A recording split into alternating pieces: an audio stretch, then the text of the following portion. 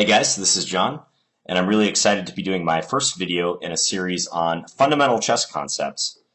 And today I wanted to talk about undefended pieces and improving your sense of danger in chess. So my goal with this series is to talk about topics that are applicable to a wide variety of levels in this game.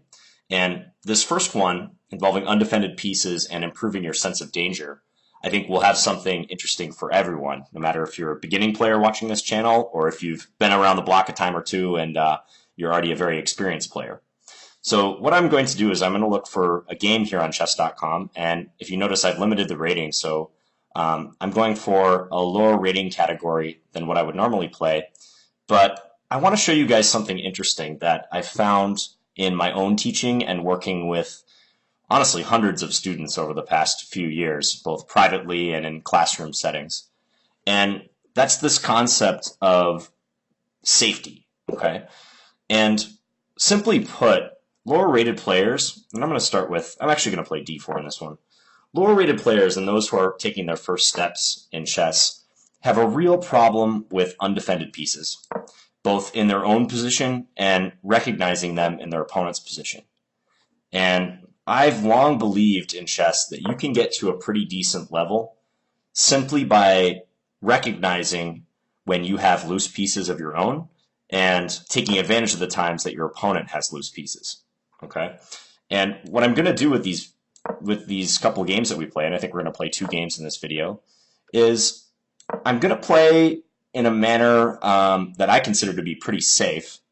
And I'm going to show you what sort of opportunities present themselves when you focus on having a sound position, following basic concepts, and not leaving yourself hanging out to dry. Okay, because I can tell you from my own students and the beginning players that I work with, the times that they most often get into trouble and the biggest leaks in the game that are apparent are in situations involving undefended pieces. So I'd be willing to bet that this player, Nostradamus, gives us at least a few opportunities to simply win material without us having to do too much in this game. Okay, so I chose an opening, and I know I was talking over the opening moves here. I chose an opening that's very solid for white. It's the London system. I'm not advocating that you play this opening necessarily. I'm just using this for illustrative purposes. But notice already my position. I have virtually everything defended. Okay, my bishop that I brought out to f4 is anchored by my pawn on e3. My pawn that's foremost in the center on d4 is defended by this e3 pawn. My knights are communicating with each other on d2 and f3. Basically, you want to get in the habit of constantly scanning your position for weaknesses. This isn't something that ideally you would do on every single move. Eventually, it will become like a subconscious thing. And that's why when you look at games of good players, it's almost like they have this sixth sense for knowing when they have something loose in their position. Okay, so here, just scanning the position, can you see any potential weaknesses that I have? There aren't many. In fact, I think the only thing that maybe stands out is this undefended pawn on b2. Now, I could try to push it, like let's say pawn b3, but if I'm anticipating ways he can attack this pawn, what's the only way he could do that? You can pause your video if you like. What's the only way black could really attack the b2 pawn? If you said queen b6, you're right. So queen b6 is a move that I would want to have on my radar because that would attack one of my undefended pieces. Okay, as it stands now, I'm going to play a pawn advance. I'm going to go c4. And before I played c4, I just checked to make sure that I had it defended. And I do. I have it defended by my knight on d2 and also my bishop on c4. And we'll see how he responds. So just being aware of the concept of undefended pieces and actively working to improve your sense of danger in every game that you play, that can already be a source of significant confidence if you're a player who's just taking his first steps in chess. Because most people are just simply unaware how many times during the course of a normal game that they're giving their opponent just easy opportunities based on undefended pieces. I always compare it to, it's like unforced errors in tennis. I'm going to play rook c1 here, just further reinforcing this pawn and maybe making use of the file. But it's like unforced errors in tennis. You know, good tennis players, they always get very upset with themselves when they double fault on a serve because that's just essentially handing a point to their opponent without their opponent having to do anything. Literally, you couldn't get the ball over the net twice, and you just gave your opponent a point as a result. That's the same thing you do in chess whenever you give away a pawn for no reason. You're just digging yourself a hole. Your opponent didn't have to work especially hard to do it. And another reason I wanted to lead off with this series is I feel like undefended pieces and a sense of danger, until you get that under control, it's very hard to improve in chess. Okay, like if you're a player and you routinely make 1 and 2 move blunders, and I'm talking like pervasively, like every single game you play, it's hard for you to really get into the finer aspects of chess. Like, if you're doing stuff like that, you shouldn't really even bother studying positional concepts or worrying too much about your pawn structure, because you're just shooting yourself in the foot every time you play, right? You got to get that taken care of. So if you struggle with blundering, it's a huge problem for you. I suggest putting any positional work, even work on like end games. I suggest putting that on hold and getting back to the basics. So Nostradamus, I've chosen this guy. I don't know this player, by the way. He's just someone I randomly found on chess.com. I got to give him credit. He's playing well so far. If I look at his position, I don't see too many weak spots. He's done a good job of defending his pawn center. So this pawn on d5 is well protected. It has 1, 2, 3 defenders, his knight, his queen, and his pawn. I'm scanning the position right now for weak points that I could maybe attack. One thing I notice is his b pawn. It's currently defended by his bishop. I think when he moves his knight back to f8, he's planning to bring this bishop out. So I'm actually going to play queen b3 as a way of kind of testing him and seeing how he deals with this pressure on the b7 pawn. Okay. Now, if you imagine you were black in this position, and I kind of wish I could flip the board around and play, but it's not possible. But imagine you were black here, and you were solely focused on your plan, which after knight f8 might have been to get the bishop out. It would be so easy for you to blunder and play bishop e6 or bishop f5 in this position and just hand white the b7 pawn, right? But it's good that he's not doing that. He's playing knight h5. So he's attacking my bishop. I'm going to withdraw this bishop to h2. That's actually why I played h3 way back on move 6. I just wanted to give this bishop a little cubby hole to retreat to. Notice I retreated it to a safe square. I didn't go to g3 because I didn't want to give him the option of just taking me at any given moment. And I'm genuinely curious how he's going to deal with this, kind of latent pressure on b7. And he's played a solid move. He's played e6. Okay, that locks in the bishop further, but he's reinforcing a pawn. I'm just going to centralize. I'm going to play rook fd1. Again, there's some moves I'm playing right now that I perhaps would not normally make in a game, but I'm just trying to play in a straightforward way that kind of illustrates these concepts that I'm talking about. And like I said, this player is doing a good job of keeping everything under wraps. Okay, this move g5, let's think about this. It's a somewhat bizarre looking move. In the context of undefended pieces, what is the problem with g5? If you said that it undefends the knight on h5, you're correct. Okay, so by virtue of his last move, he's depriving his knight on h5 of the defender. So immediately, when I saw that g5 move, my attention turned to that knight. Okay, because that might be a tactical opportunity for us. And in that regard, what moves would we look at? Well, I would look at moves with this knight. So the very first move I looked at was knight takes g5. Unfortunately, even though that's a discovered attack on his knight, he can take us with his queen. He can play queen takes g5. So I'm not going to play that move. I could play knight e5. I kind of like the look of that because that jumps a knight to the middle and also attacks this knight. I might want to hold that move in reserve. Another option that's very interesting is pawn to g4. That would attack his knight, and then if he were to move his knight back to f6, does anyone see an undefended piece that we could perhaps capture? And it's the pawn on g5, so I could play knight takes g5 then. Okay. Now, if I do that, this is getting kind of advanced, but imagine the game goes g4, he plays knight f6, I take on g5. Notice that even though I've won a pawn, my knight on g5 is also undefended. Okay, so that is going to be the source of a tactical operation for him. And if you guys can see that far, you're following along very well. So if I were to play knight takes g5 in that line, what would be his tactical reply? And the answer is knight takes g4. So he could take there, opening up a discovered attack on my knight. Now, I could actually, I think, play knight takes f7, which is getting kind of deep into this position. I'm kind of curious how that works out. So I'm going to double check that line, and I think it does work in my favor. So you know what? I'm going to go ahead and play this g4 move and attack his knight and see how he replies. Almost certainly he'll play knight f6. There was a greater chance he wouldn't see the attack on his knight if I had made some other move, like with my knight, like maybe knight e5. But I wonder if it's dawning on him now that the reason I'm playing g4 is in order to take that pawn on g5. Okay, so now I'll continue with my plan. You guys notice how, like, all of my attention shifted to this area of the board. Like, a couple moves ago, I was talking about my pressure on b7, but as soon as he made that g5 move, that's got to send off alarm bells in your head. Like, the knight on h5 was undefended. So that's the first thing I looked at. If I had decided that there was no way to exploit that undefended knight on h5, then I probably would have focused my attention elsewhere. Okay, so he shows that he's kind of understanding what's going on. So he's doing a discovered attack on my knight, with the queen now hitting g5. So if I were to simply take back, he's going to take my knight. But I'm going to do this in-between move. So this is like a desperado sacrifice, they would call it. So I'm trying to get maximum value for the knight that I know is going to be lost for me. Okay, and I think if I'm calculating this correctly, I'm going to win a pawn based on this combination when all is said and done.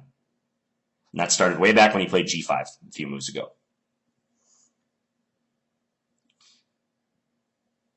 But given this guy's rating, I think, and the fact that he's playing in IM, I think he's doing a great job so far. I give this player a lot of credit. So he plays queen h4. That's interesting. He's not taking my knight. He's going for a counterattack. I think I'm just going to take his knight, and I could play pawn takes or bishop takes. I think I'm going to go bishop takes, actually. I trust that a little bit more. So notice by playing bishop takes, I'm defending this potential weakness on h3. Now I would expect him to take my knight. Nothing else really makes sense for him. And when he takes my knight, I'm going to attack. I'm going to play, I think knight f3 will be the move I go with. So attack the queen.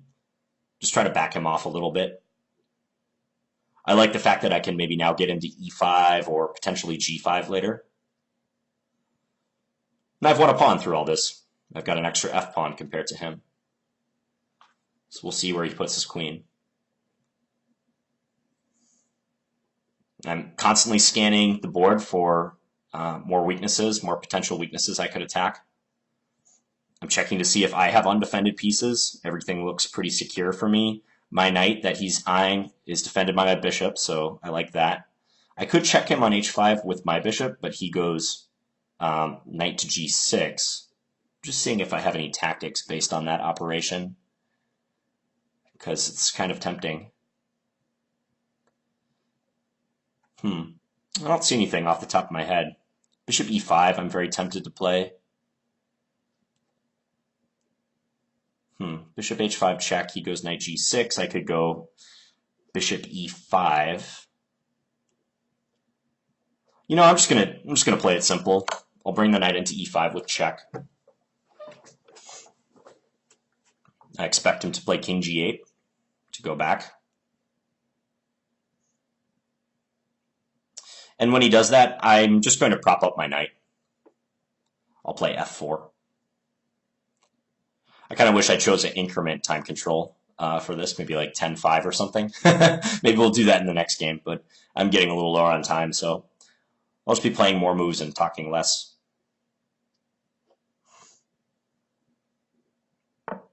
So I'll support this guy, f4. f4 creates a potential weakness on e3. I do have my queen defending that, so it's not a pure weakness yet. Overprotection is a really great concept that can help you minimize blunders and mistakes involving undefended pieces and loose pieces. So now I'm overprotecting this knight on e5. It's defended 1, 2, and if we count the bishop on h2, 3 times. So that's great. He still has trouble developing this piece because I've got that pressure here. Okay, he plays pawn h5. And immediately I ask myself, why can't I take that pawn? And when I'm looking at the position, I don't see why I can't. If I take it, my bishop is undefended. Okay, so I want to look at ways he can exploit that. But he can't check me on g6 because I cover that square twice. He can't check me on g5 because I would take him with my pawn. If queen f5, I could just take his rook on e8. So I'm going to take this. I don't think he has anything. I mean, that move right there, that's a really good illustration of the types of moves that players, I'd say even below 1400, maybe below 1200, they play a lot. They're just unforced errors, and you want to be ready to take advantage of them. And not getting yourself discombobulated in the process, okay? So I didn't immediately think like, oh, this guy's trying to outsmart me. I had it in the back of my head, like maybe there is some reason he's doing this, but at the end of the day, I got to trust my instincts that he just made a mistake. Okay, I think my bishop is fine on h5. I could leave it undefended. I'm going to go king h1 just to get more firepower down the file. If I was really concerned about that bishop, I would move it back to g4. But I've seen that if he goes and attacks it, like let's say with queen h6, I can play bishop g4 then. Or if this move, I have bishop g4 once more. So no big deal. No harm, no foul. Everything defended. Nothing out of place for us. Okay, and he took my knight on e5. And remember, I overprotected that piece, so I'm glad to be able to take back. Which way should I take? Both captures look pretty good. I'm going to take this way, just because I want to keep my king a little bit better defended. Maybe I didn't want to open the f file. I like the fact that my rook can come over to g1 soon and harass his king. Yeah, I think he has trouble doing much with his bishop on c8 and his rook on a8. Both not participating.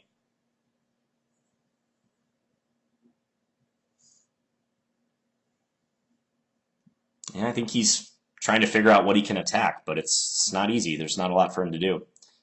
Rook g1 will be my next move if I get a chance.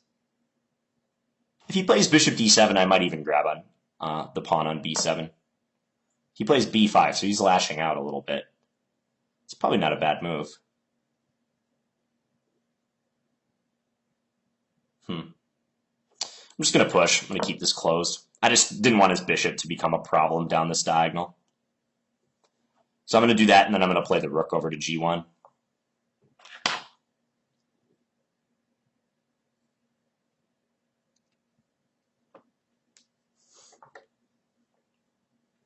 Hopefully the time doesn't mar this game too bad, but I think already we've had some pretty instructive moments in this one.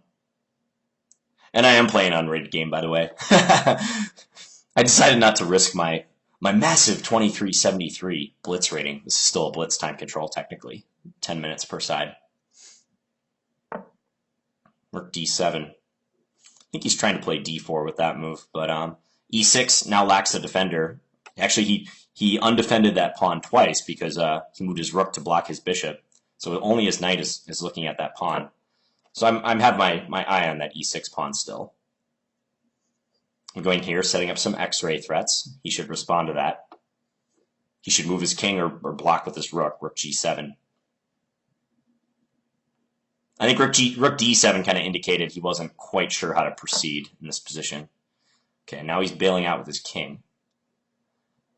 Let's just bring our queen over, queen d3. I just like the position that my queen is in here. Maybe he'll run away king e8. I don't know. I could attack his queen at a moment's notice too with bishop g3 if I wanted.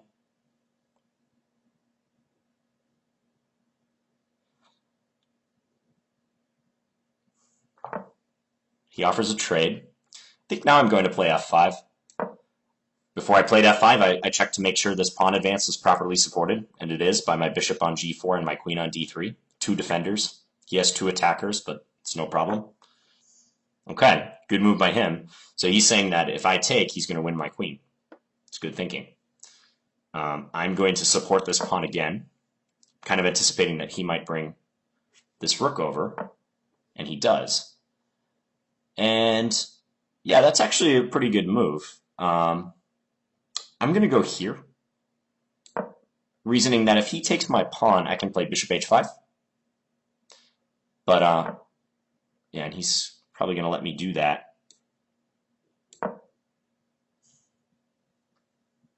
But that was good thinking on his part, at least, like trying to attack that pawn multiple times on f5. It was a smart strategy. He should take my pawn on f5. He doesn't really have much of a choice. And unfortunately, he took with his queen. So, yeah, undefended or weakly defended piece error. So he didn't see that I could play rook takes queen. Now, I'm not going to take his rook yet. I'm just going to keep piling up on that piece.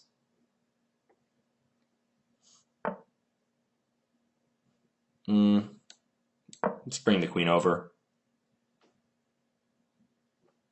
Yeah, his time situation makes this somewhat of a moot point at this stage, but yeah, let's just bring our queen in. And I went on time. Okay, I'm not going to review this game at length, but we'll just quickly run through it again, and I'll point out some of the key moves. Let's write this guy thanks for the game. So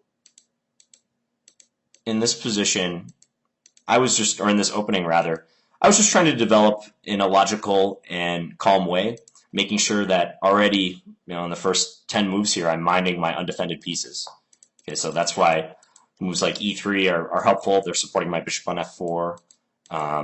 H3 was kind of a prophylactic move. This is sort of long range, and we're getting into some opening theory here, but I'm making sure the bishop can drop back to h2.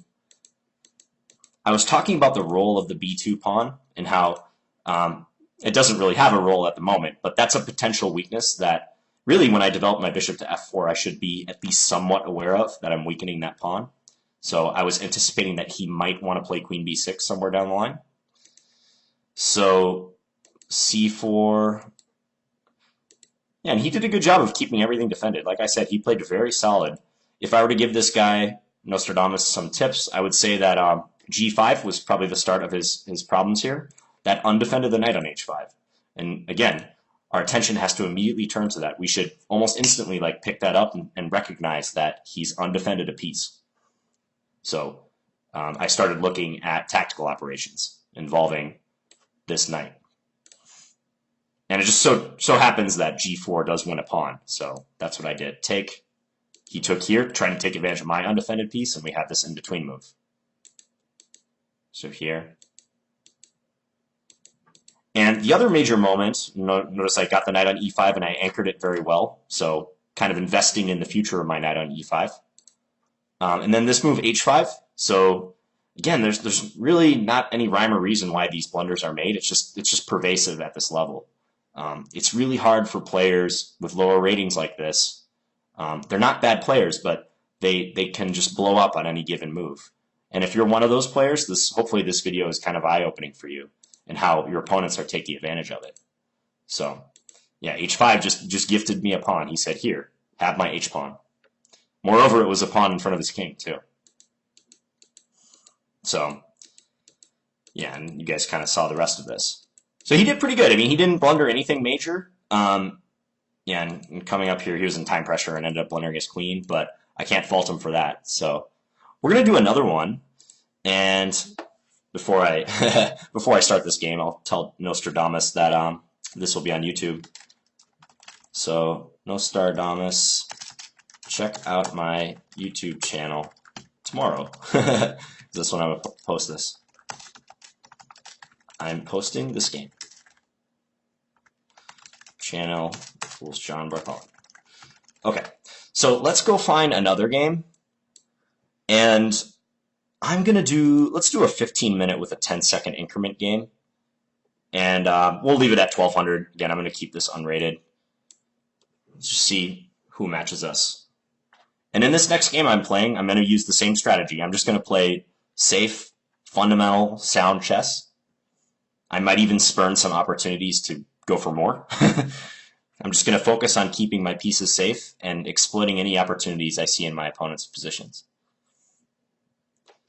And again, if you have this problem and you're making too many blunders and you want to minimize them, because you can never get rid of these. I mean, even at the very top level, there's blunders that happen constantly. You can never get rid of these blunders altogether, but you can control them, and you can get to a point where you're not prone to making simple blunders anymore. Like, anyone can get to that point. And if it's a big problem for you right now, what I really suggest you do is be paranoid. Okay, be paranoid about undefended pieces. It's better for you to be paranoid about them and focusing on them too much right now than neglecting them and making the same old errors that you're used to. Okay, so it's taking us a little time to get a game here. Maybe if I do a custom seek as well, let's do a 10-minute game with a, I don't know, 5-second bonus. Let's start that. We'll see who we get. Someone match us.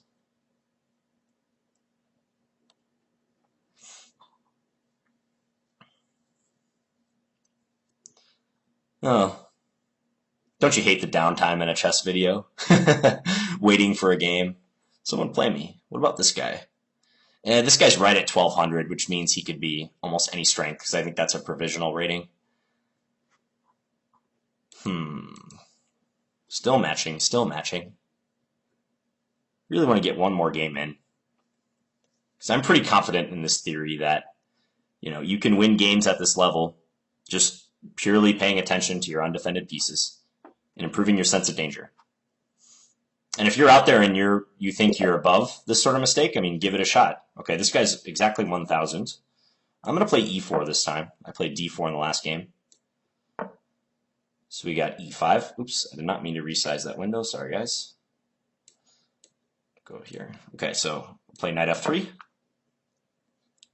I don't think this player's provisional, but he might be. Whenever the ratings are like even numbers like that, even whole numbers right at 1,000 or 1,200, sometimes that indicates they might be provisional. Okay, f6 is actually a pretty bad move in view of knight takes e5, but I don't want to do that. Knight takes e5 is the way that you refute this line, if you're curious. But I'm just going to play a developing move, bishop c4. I'm going to attack this knight on g8. I'm not expecting to win it right away, because it is defended by the rook. But I think this diagonal, the fact that it's weak, could give me some opportunities. We'll see. f6 does have the right idea. It defends his pawn on e5, but unfortunately it's not a great pawn move. I have this saying that my students have heard before, and I think I actually heard at a chess camp one time. It's the f-pawn stands for forget about it. Okay, so the f-pawn at the beginning of the game, for most people, you should just forget about moving that pawn early on, unless you're a good player who knows what he's doing. Okay, so his bishop on c5 is undefended. My bishop on c4 is undefended. That's not too relevant right now because we can't take advantage of it, at least not yet. But I'm going to advance in the center and play d4. This is a good strategy if your opponent's making too many pawn moves in the opening, in an e4, e5 opening especially. You can try to advance and open up the middle ASAP. Okay, so he moved this piece. I'm just going to block with my pawn and see where he puts this bishop. It would have been interesting if on the previous move with his bishop on c5 he had captured on d4, because then after knight takes d4 I would have had a typical loose piece tactic available, and that was queen to h5 check would be my threat, which would have been a fork on his king on e8 and his bishop on c5. Okay, so he's come back to d6, which overprotects the pawn here. You know what? I'm gonna play an early queen b3. So the threat of this move should be apparent. I've got a battery and I'm attacking his knight on g8. And let's just see if he notices that. Okay, I mean, it's kind of hard to make assumptions about this player's strength, but a lot of times they just won't notice this at this level. And we haven't given them much to chew on so far. We've got everything pretty much safe and sound. We've got two undefended pawns, e4 and g2, but I've checked and I've made sure that he can't exploit those. Normally I wouldn't advocate moving the queen this early.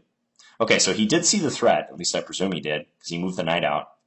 Now, I could take and really mess up his pawns, and I think that's just an all-around good idea, so I'll probably do that. I could also take on e5, it's interesting.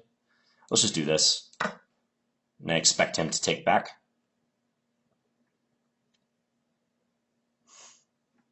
Now, when he does take back, I think I would play bishop f7 check normally. But for the purpose of this video, I'm just going to continue developing. I'm going to play knight bd2. Develop a piece and defend my pawn on e4.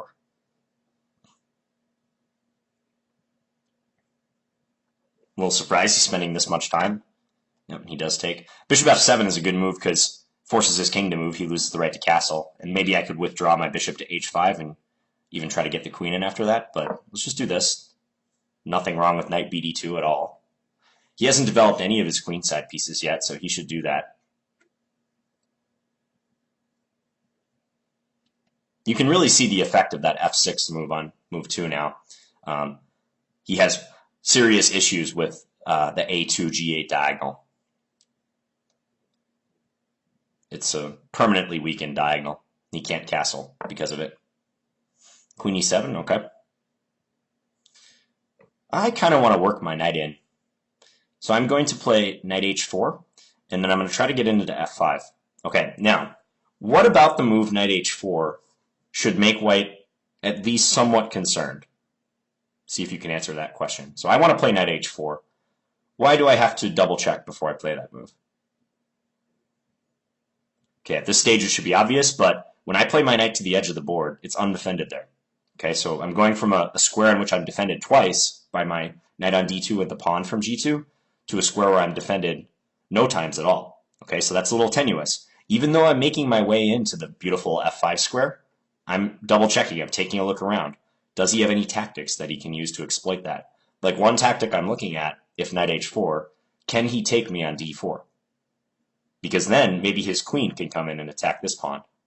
So I'm looking at knight h4, e takes d4, and I just told myself, well, I can take back on d4, that's fine.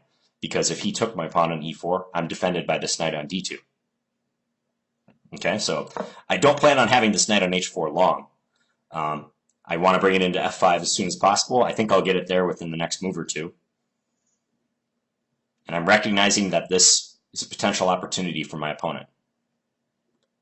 Now, once I do get the knight into f5, I don't want to get too far ahead of myself, but I like that because I'm attacking his queen. I'm also attacking this weak pawn on h6. That's an undefended pawn. So also I'd be hitting his bishop on d6. So this looks like a great square for my knight. And he's suffering from some development problems with his queenside pieces.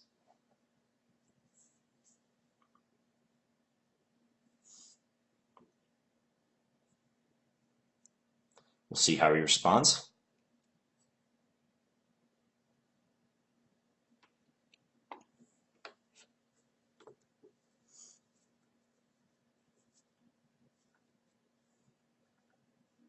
If I were to give him advice at this point, it would be to try to complete his development as quickly as he can.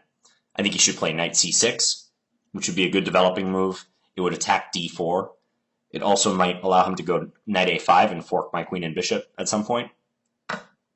Okay, he does take on d4. I could play knight f5 immediately, but let's just play it simple and recapture.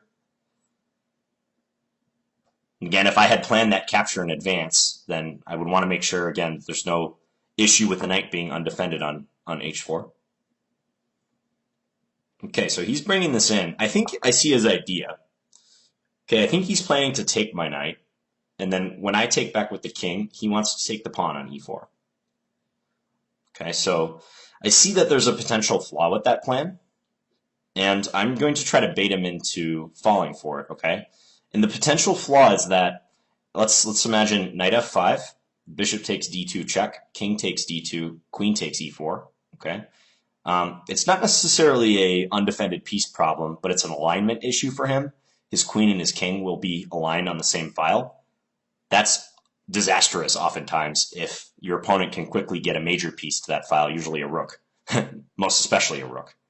Okay, so I'm going to play my knight in, and we'll see if he goes for the e4 pawn. And he has to preface it with bishop takes d2 check if he does. Now granted, he could take on d2, and once I take back, he could play some other move with his queen, like queen f8. Well, let's see if he does that. So if he does take the pawn, that will be a big indication that this player needs to work on their sense of danger, because he should sense that queen takes e4, there's something not right about that. His king and his queen are lined up. His king is super exposed, and my rooks are connected. They're in a position to fork him to skewer him very easily. I think he sees it because he's taking some time now. He's not immediately grabbing the pawn on e4. So he could argue that after king, let's say queen f8, that my king is somewhat compromised. So this is not going to be terrible for him. Okay, so good move by him, queen f8. Not taking the pawn. He's not getting greedy. All right, so I'm scanning the position for weaknesses that I might have. This pawn on e4 is a little loose still, but we've already shown that he can't really take advantage of it. I'm just going to play I think a solid move with my rook. I'm going to defend my pawn, and I'm going to line up my rook with his king. Nothing fancy, but I kind of wanted to move my queen over, let's say to either g3 or h3. g3 would be interesting because it would hit that undefended pawn on c7. But I didn't want to allow his queen to come in. So let's see. He's opened up an attack on my knight. Do I have it defended? Yes, I do with my pawn. It wouldn't be bad for me if he took that because I positioned my rook behind the pawn. So if he captured on f5, I could take back with check. So I'm going to play another useful move. Just bring my rook over. I've tried to position my rooks on files that I think are likely to become opened up. So in this case, we have the half-open C file. The E file could become open because of that capture I just said was possible. Also the fact that his king is right behind here. If he takes my knight, I might even have the potential to play queen takes b7. Okay, so along the same lines, he played bishop d7, but when he played that move, I don't think he realized what that did to his b-pawn. I actually see that a lot in many different openings. Black developing their light square bishop from c8 to a square that undefends their pawn on b7. And often the queen on b3, whether it's there or not yet, can take advantage of that. So I'm going to take this. I'm taking a look to see if he can exploit my queen somehow when it lands on this square, and I can't believe there would be a way that he could do that. He could play bishop c6, but I actually could just mate him right away with queen c8 after that. So it looks like I'm going to win his rook at the very minimum.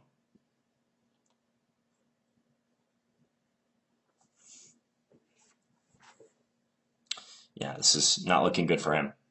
But bishop d7 was an unforced error. It's a very difficult position for black regardless, but his position collapsed even quicker because he didn't recognize that he would have that undefended pawn on b7. We'll see what happens here. If this game ends in the next few minutes, I think I'll do one more game. Yeah, and so this does lead to checkmate now. So queen c8 mate. Don't even have to go for the rook. Okay, so in this one, as I was saying, f6, the f pawn stands for forget about it. Don't move that pawn too early in the opening, unless you really know what you're doing. That goes doubly for e4, e5 openings. And knight takes e5 is the refutation.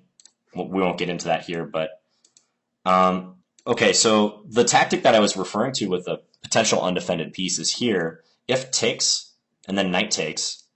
Notice I have my knight defended, so that's no problem. If he takes it, I can take back with my queen. But a tactic I've seen very often in this position, let's say he plays, oh, I don't know, knight c6. See if you can find the tactic for white. How can white win material? Correct answer, queen h5 check. Okay, so tactical opportunity based on this loose bishop on c5 allows us to go check, and once they respond to the check, we'll grab that bishop. This stuff happens all the time at the lower levels. And you want to be the player that recognizes that. Oh, did I lose the game? I think I lost the game, actually, because it was it went into examine mode. I'm just going to click analysis. I can't get it back. Reload.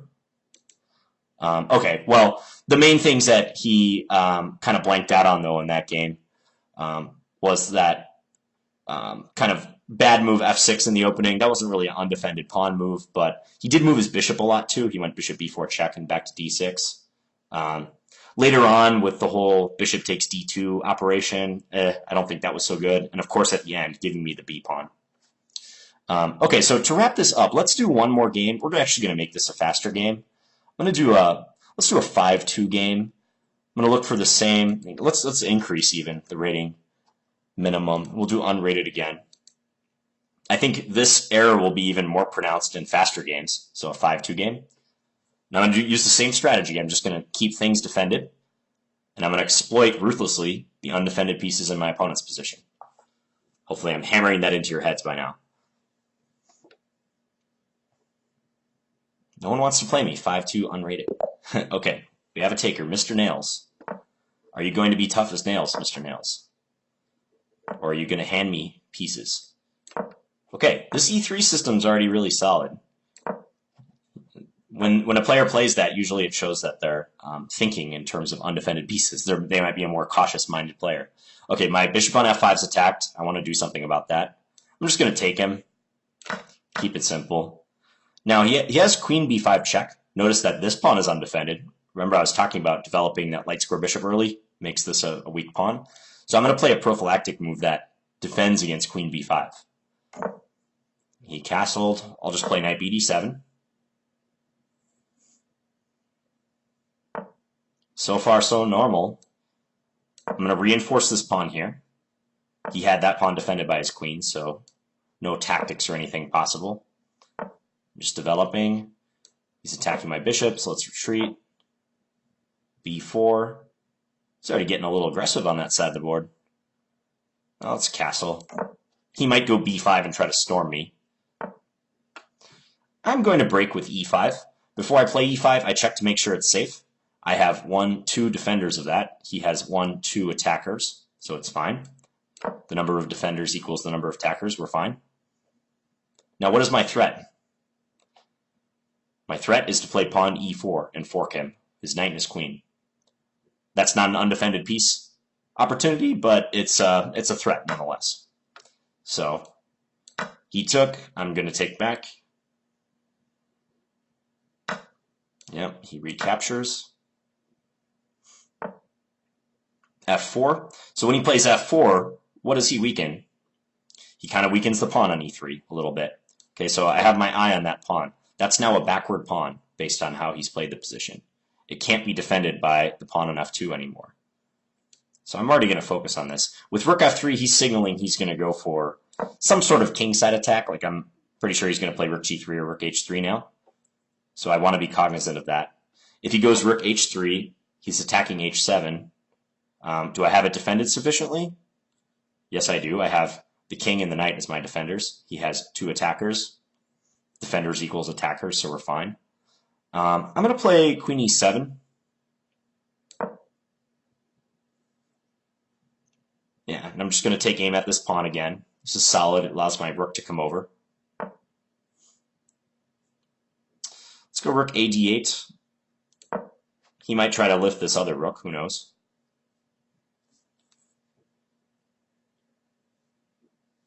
Oh, and one other thing. I wanted to make sure that he couldn't deflect my knight in any way. Actually, with g4, he's trying to exploit that. He's saying, here, go ahead, take my undefended pawn. But if I did that, he would play queen takes h7 check, and I would soon be mated. King f8, queen h8. So I think I'm actually going to stuff my knight on e4 as a way of trying to diffuse his little initiative he has going. So I'm blocking his queen from attacking h7. I like the fact that my knight is supported many times. The pawn's defending it. I have my queen and rook backing it up. Again, if you have trouble with undefended pieces, overprotection is your best friend. You can overprotect till the cows come home until you take care of this problem. It's not a bad strategy. I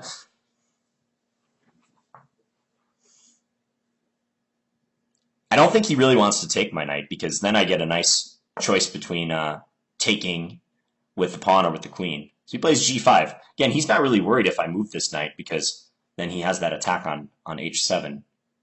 I think I'll play g6. Then I can get rid of the queen takes h7 threat once and for all.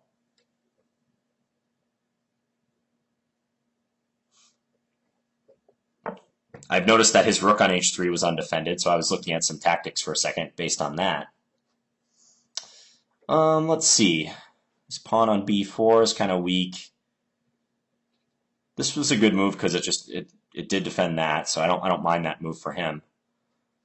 My rook is x-raying his queen, so I really want to get stuff involving the d4 advance going.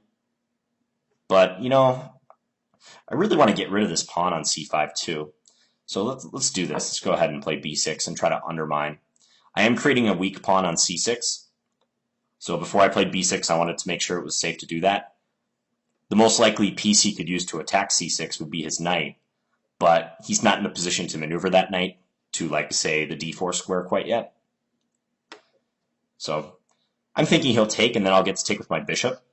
And I like the fact that my bishop's on the diagonal with his king, and it will be attacking the pawn on e3. Okay, he went there. So what do we think his idea is?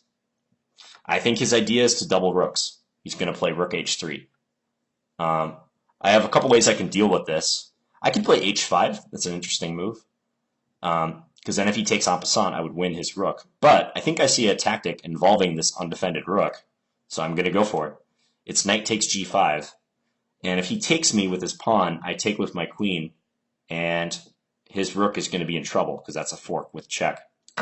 So that's what I'm going to do. I'm going to take. You see how as soon as he undefended that rook again, I had a tactical opportunity. I can't claim that's going to happen every single time that one of your opponents like undefends their piece, but it's a huge red flag. It's a huge indicator that something is present. And if you're not in the habit of recognizing that, you're going to miss a lot of tactical opportunities. So, even though I was up a pawn in this position to begin with, actually, was I up a pawn? No, I don't think I was before I did knight takes g5. Even though I had a good positional game, maybe, I think I'm going to win this game based on recognizing that knight takes g5 opportunity. Okay, here there's lots of targets for us. There's this pawn on h2 we can swoop over and attack. The pawn on b4 is undefended, although I notice if I take that, he might have ideas with knight takes d5. There's an x-ray on my queen. I notice his king is lined up with my rook. We've been discussing this in a couple games, so d4 is a really strong move here. I'm going to spurn the opportunity to take one of his weak pawns in favor of this, just because it's that strong. So that's a pretty brutal move.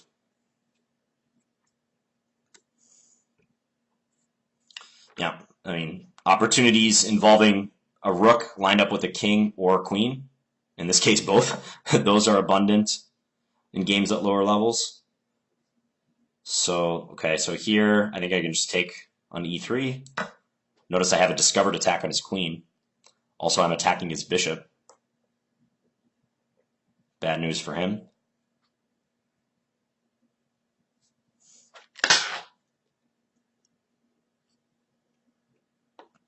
Yeah, and I think he's recognizing at this point that he doesn't have much going for him. Too many threats.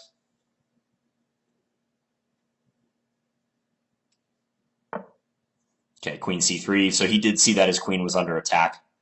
Unfortunately, it's just kind of too little too late at this point. So I'll just take, and I'm doing that with check 2. Discovered attack. Doesn't have too many options. He can block or he can move his king to f1. Undefended piece on d1. I can go after that if I want. That's pretty simple. So I see a checkmate in 2, so I'm just going to go for that here. And if king g2 only move, I can play queen takes h2 mate. So that looks like it'll be the end of the game.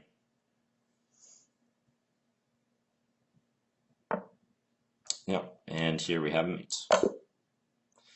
Okay, so quick look at this one again. Player playing solid, e3 on move 2. This usually indicates that they're going to play like a Kali system, which involves most of the time playing b3 and bishop b2 later to get that bishop in the game. And here I was talking about how I wanted to recognize that queen b5 check was a threat because I have developed my light square bishop early. This goes doubly true in d4, d5 openings because very often you're wanting to get your light square bishop out and this pawn becomes weak. So I played c6, prophylaxis against queen b5 check, taking care of that threat. c4, that's adequately defended for him, so I didn't have any opportunity there. Overprotection, look how many times I've got my focal point in the center, d5, defended. Many, many times. He advanced c5. This was a little bit higher level of a game, I'd say, than the first couple games. I think because my opponent played pretty well. I mean, you can see this player is already formulating some decent plans. Like his development's good. He's pushing on the queen side. This e5 move just happens to be a really good response here. He did anticipate many of my threats. Like I'm here I'm pretty sure he saw that e4 was a threatened fork. So he captured and we got this position. Now f4, this kind of relates. It made this a backward pawn. So even though it's not an undefended piece or pawn in the truest sense, it's something that I'm focusing my attention on now, because by him playing f4, that means he can never defend that pawn on e3 with another pawn. It has to be defended by the pieces. And given that I have a half-open e-file, that's right up my alley. So you notice how my next several moves were all moves geared towards that and pumping up the pressure down the file. And I was also recognizing that he was going after the h7 pawn. He's trying to gang up on that, right? So here, just simple chess, bringing my pieces to the center. Looking at my own position, I was very happy with the type of game that I've developed here. I have one undefended pawn. It's the pawn on b7. Okay, actually I have two. I have the b7 and the a7 pawns. I don't even think I mentioned that in the video because they're very far removed. If I was being really diligent here and thinking about every single undefended thing I had, that would be something I would take into account. But the battle has shifted so much to the king side in the center, and he's not in any way able to take advantage of those. So it was a minor concern. g4, undefending a pawn, but it's totally bait, right? Like if I take, he's able to take on h7. Oh, and I just destroyed the game because I made a move on here. I keep forgetting to do that.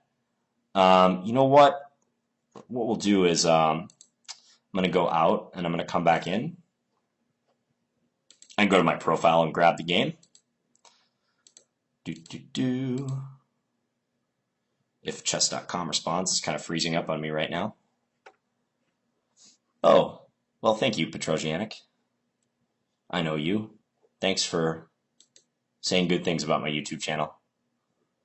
Oh, chess.com, why are you lagging now? It's not letting me get to my game archive. Oh, now it is. Okay. So let's go back to that game with Mr. Nails. Let's see. You guys probably can't see what I'm doing right now, but I'm trying to get the game back up.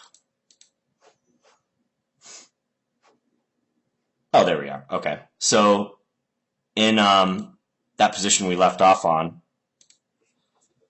I'll just go to Analyze here.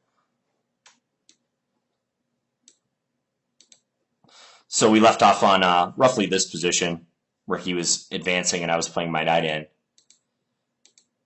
So the real turning point was when he played that rook h4 move. And as I said, the game almost hinged on this move here. I think I have a great position because b6 is a very useful undermining move. But as soon as he played rook h4, that undefended the rook, and I just happened to have a tactic involved with that. And I was looking for that tactic because, you know, this is a piece that sticks out. Knight takes g5, hitting his rook. And I think he's bound to lose the exchange now because even if he does not take my knight, let's say he moves his rook somewhere, I could play knight f3 check, and after he were to recapture, I could take his piece on h4. So, okay, I think I'm going to wrap this video up here. So we got 3 games in, all featuring undefended pieces, all games in which, you know, I'll admit I didn't play perfectly and I wasn't trying to play my best possible chess, but I was playing solid chess and I was focused on minimizing my mistakes and taking advantage to the maximum my opponent's errors. And I hope you guys picked up some strategies to do that, mainly being aware of it. Okay, like I wish there was a silver bullet for getting rid of undefended piece mistakes and blunders associated with them because they're so pervasive, but there isn't. You guys just have to get better at practicing this and better at developing your sense of danger, and be really hard on yourself and be very critical when you make these mistakes on your own and figure out how you can rectify that. So, all right, well, thank you for watching, guys, and please leave me any feedback in the comments. Talk to you guys later.